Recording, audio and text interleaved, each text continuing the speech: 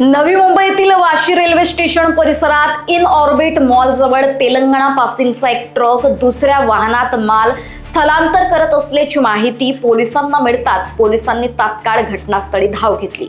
दोन्ही वाहने ताब्यात घेऊन तपासणी केली असता त्यामध्ये मोठ्या प्रमाणात प्रतिबंधित गुटखा आढळून आला।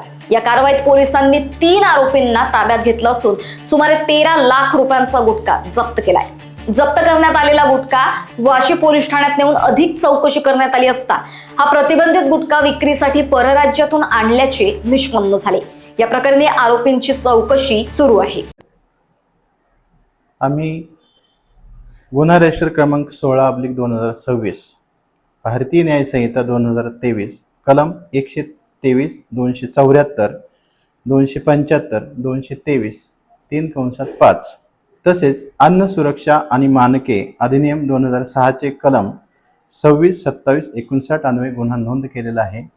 सदर गुन्ह्याची माहिती आम्हाला गुप्त खबऱ्यामार्फत माहिती मिळाली होती। त्या अनुषंगाने आम्ही वरिष्ठांच्या आदेशान्वये सदरचा सापळा पंचनामा केला आहे। सापळा रचून आम्ही त्या ठिकाणी माल हस्तगत केलेला आहे। पुढील तपास माननीय वरिष्ठांच्या आदेशाने चालू आहे।